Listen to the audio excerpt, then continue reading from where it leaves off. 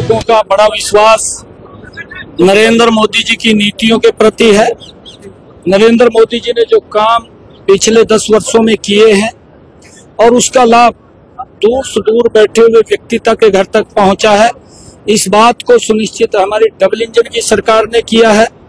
और आज उसका परिणाम ये है, पूरे हरियाणा प्रदेश के अंदर हम लगातार कार्यक्रमों के अंदर जा रहे हैं।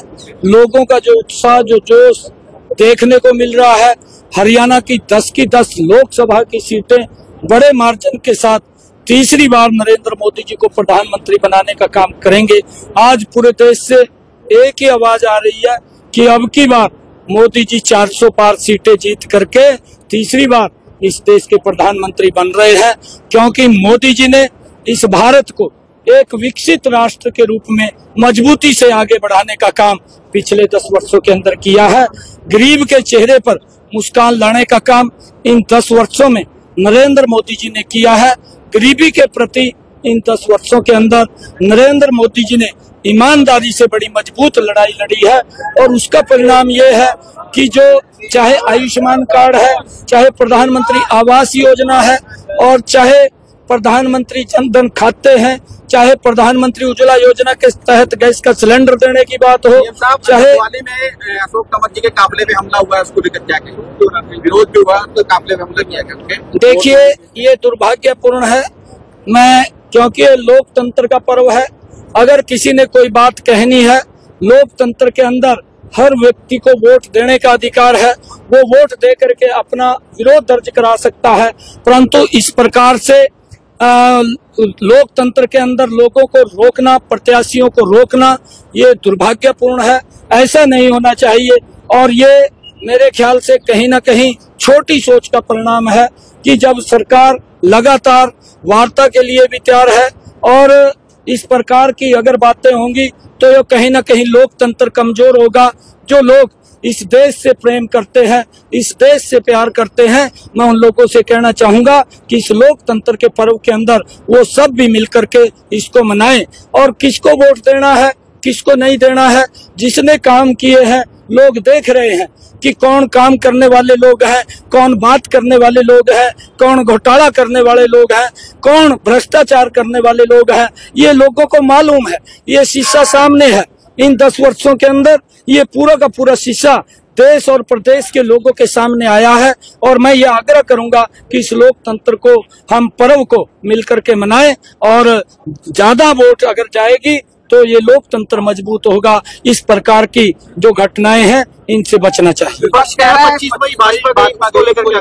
प्रसार कर रहे हैं, उसको लेकर क्या कहेंगे? वो अपने बात को दोहरा रहे हैं सर। वो आजकल कांग्रेस के पास एक कोई मुद्दा तो रहा नहीं है। आजकल कांग्रेस एक गांव के अंदर लट्टू होता था, जो पिछले समय के अंदर तो एलईडी आ गया। पहले एक लट्टू होता था और वो फ्यूज हो जाता था और व्यक्ति जब उसके अंदर की तार टूट जाती तो वो उस तार को जोड़ करके चलाता था। आपके सामने है। तो इस प्रकार की स्थिति आज कांग्रेस की होगी है, उस लट्टू पर की स्थिति होगी है कि ये अपनी पार्टी को ऐसे जो फ्यूज बल्ब है उसके अंदर तार को जोड़ करके प्रकाश लेने का काम करते हैं, परंतु ज्यादा लंबा नहीं चलेगा। वो फ्यूज बल्ब है और फ्यूज बल्ब वो 25 मई को ये देश के और प्रदेश के लोग उनको रास्ता दिखाने वाले हैं। आज देश ने एक निर्णय किया है। अगर मैं कुरुक्षेत्र की बात करूं, कुरुक्षेत्र के अंदर चाहे ये अंबाला से लेकर के पेहवा हिसार तक 4 लेनिंग की बात है, हमारी सरकार ने बनवाया। कांग्रेस ने क्या किया, वो भी बनवाए। खाली बात नहीं करनी चाहिए।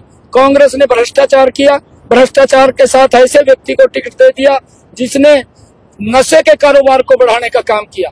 इस बात का अचरज होता है कि जो व्यक्ति नशा हटाने की बात करता है वो नशा बढ़ाने के अंदर, जेल के अंदर है और वो नशे को खत्म करने की बात करता है। प्रधानमंत्री जा रहे हैं, हरियाणा में 2 रैलियां रखी गई है प्रधानमंत्री जी की। कुरुक्षेत्र में खास तौर पे उद्योगपति नवीन जी चुनाव लड़ रहे हैं, इनके लिए भी आएंगे नवीन? कोई नहीं, देखिए जो कार्यक्रम उसका बिल्कुल आएंगे, ऐसा नहीं है। हमने क्लस्टर के हिसाब से कार्यक्रम रखे हैं, कहाँ कहाँ उनको बुलाएंगे उस हिसाब से चर्चा हुई है और आदरणीय प्रधानमंत्री जी लगभग हमने क्लस्टर बना करके 2 लोकसभा, 3 लोकसभा, 4 लोकसभा इस प्रकार के क्लस्टर बनाए हैं और क्लस्टर बना करके आदरणीय प्रधानमंत्री जी का दौरा हरियाणा के अंदर रहने वाला है।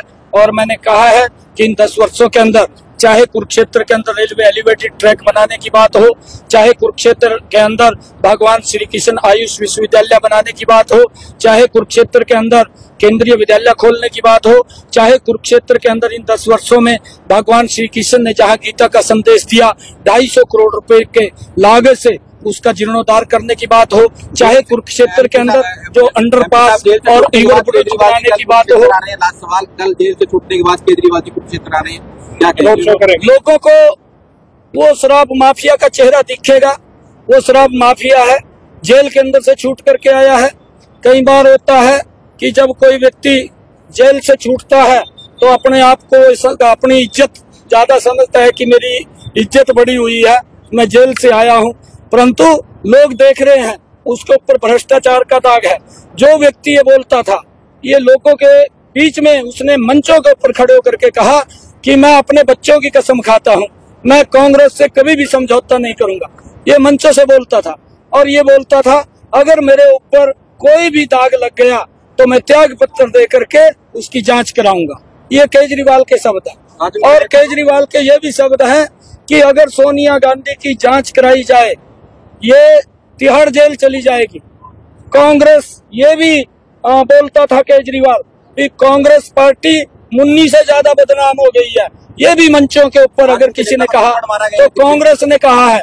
और आज ये लोग जो भ्रष्टाचार को एक दूसरे को लेकर के गाली पिलाते थे और गाली देते थे, आज वो दोनों गले मिल गए हैं।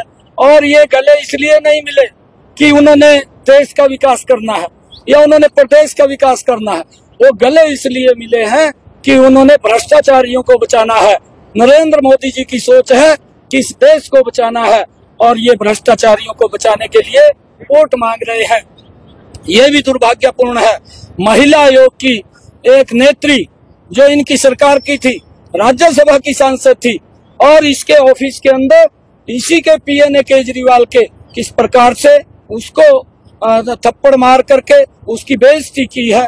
ये महिलाओं के साथ अपमान है कि महिला आयोग की सदस्य और उसके ऊपर हाथ उठाया हो, ये दुर्भाग्यपूर्ण है। और ये अपने आप को उस बात को इज्जत समझते हैं, परंतु देश भी देख रहा है, प्रदेश भी इनके कारनामों को देख रहा है और इनको 25 मई को बाहर करने वाले हैं। और 25 मई जब 4 जून को रिजल्ट आएगा, 10 की 10 लोकसभा की सीटें, 11 कमल के फूल हरियाणा से खिलेंगे, एक विधानसभा का खिलेगा। नरेंद्र मोदी जी 400 पार सीटें जीत करके तीसरी बार इस देश का नेतृत्व करेंगे।